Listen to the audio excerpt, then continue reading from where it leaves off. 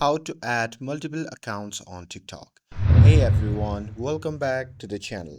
In today's video, I'm going to show you how to add and manage multiple TikTok accounts on same device. So now without further ado, let's get started.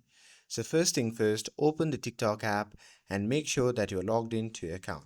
And now here, once you're inside the app, just tap on the profile icon shown in the bottom right corner of the screen. And once you tap on it, you'll be prompted to the profile section. Now here, once you are on your profile page, you'll see your username with a small arrow next to it. So just tap on the username or the drop down arrow and this will bring up the option to switch between accounts and add new one. So here simply tap on add account option and after that you'll be prompted to the sign up page. Now here, if you already have a second account, you can just tap on login to existing account. Otherwise, you can choose to sign up for a new TikTok account. So here to sign up, you're given four options. So for this video, I'm going to simply go with the email address. And now here on the next page, I need to enter my email.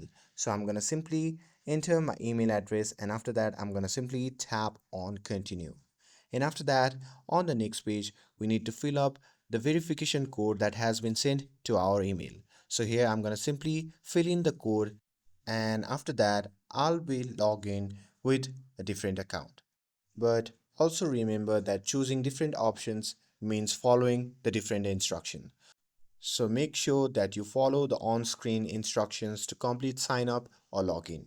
And here once logged in, you can now easily switch between accounts.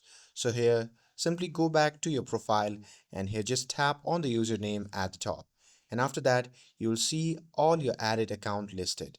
So here you can just tap the one that you want to switch to and just like that, you are in.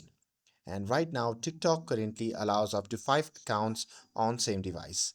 And with this, if you found this video helpful, then don't forget to like, share, and subscribe to get updated for more videos. Thanks for watching, and I'll see you in the next video.